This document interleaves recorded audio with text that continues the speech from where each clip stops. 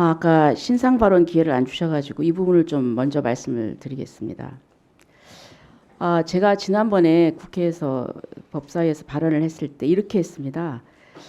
이제 헌법재판소가 탄핵사유에서 그 내란죄를 철회를 했는데 이게 분명히 문제가 있음에도 그냥 받아들였고, 또 지금 탄핵 심판이 지금 밀려 있는데 가장 시급한 것은 한덕수 권한대행의 탄핵 소추다. 그러니까 그걸 좀 빨리 해야 되는데, 이렇게 헌법재판소가 헌법소의 기능을 제대로 하지 못했을 때 그럼 이걸 어떻게 시정할 수 있을까?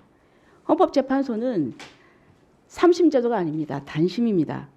그런데 최종적인 헌법수호 기관은 주권자인 국민이다.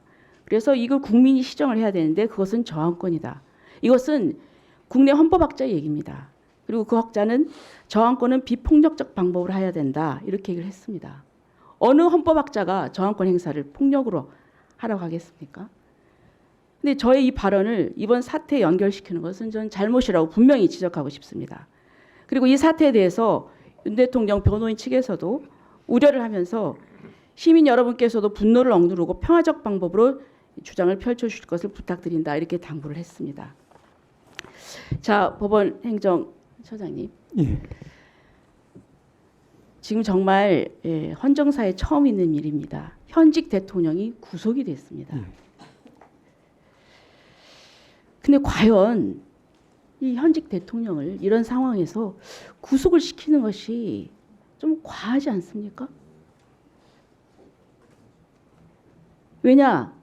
지금 또 이 법원에서 많은 사람들이 이 공정성에 의심을 품고 있습니다. 왜냐하면은 적법 절차, 절차적인 이런 것들을 제대로 따르지 않았기 때문입니다. 여기에 대해서는 다른 의원님께서 이미 좀 말씀을 하셨기 때문에 제가 다른 부분만 좀 말씀을 드리겠습니다.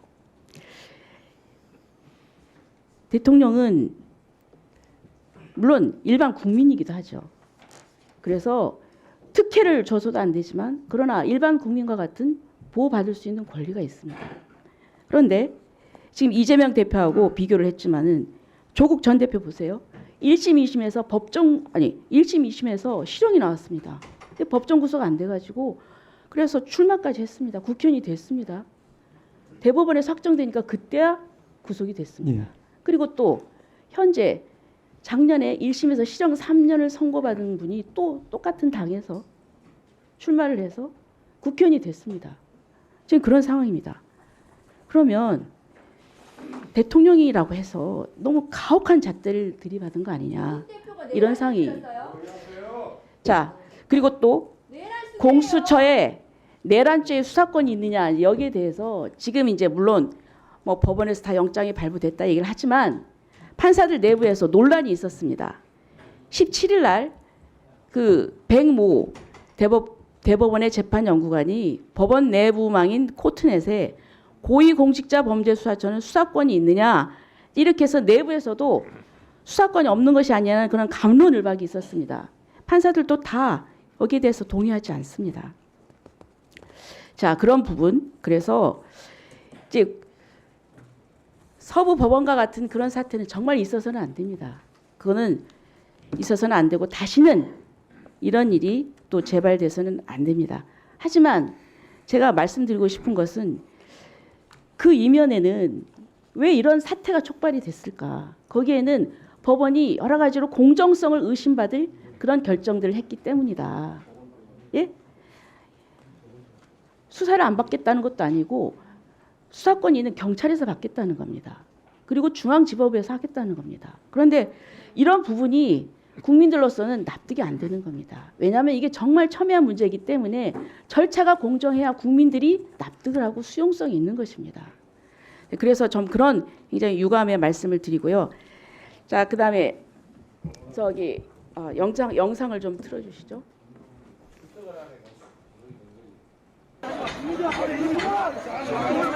예, 여기 그 연문이 지금 뚫리고 있습니다. 지금 보세요. 막아야 되는데 그냥 이동을 하고 있습니다.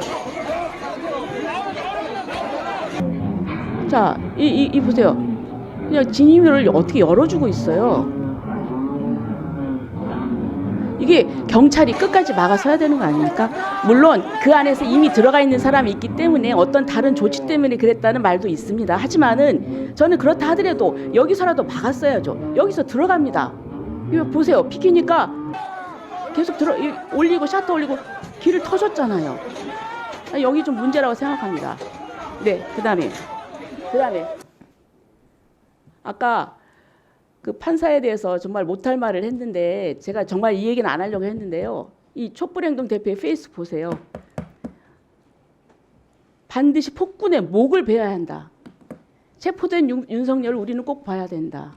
그리고 포승줄로 수갑 채워가지고 포승줄에 묶여서 질질 끌려놔야 된다. 그리고 참 이건 좀 됐습니다. 이제 대표라는 사람이 이러면 안 되죠. 그리고 또 보세요. JTBC에서 뭐라고 했습니까? 처음에 보세요. 여기서 선동한 사람이 밀어 이제 들어가게 선동을 했다는 겁니다. 이 사람은 유튜브 어쩔 아재라는 겁니다.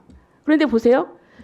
이 사람은 극자 유튜버예요. 근데 이를 극우 유튜버로 둔갑을 시켜가지고 그렇게 JTBC에서 올렸어요. 뭡니까? 그럼 이 사람이 가서 어떻게 하겠다는 겁니까? 나중에 문제가 되니까 이걸 삭제를 했어요. 내렸어요.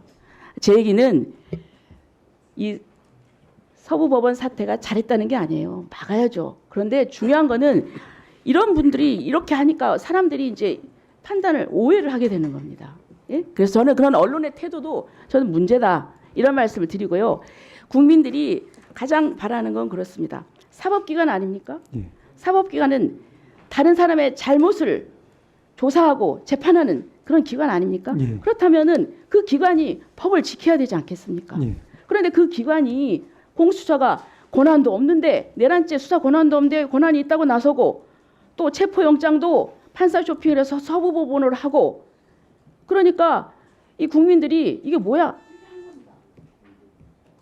이 사법기관이 스스로 법을 지켜야 됩니다. 제대로 적법 절차를 지켜서 진행을 했었어요. 예. 네.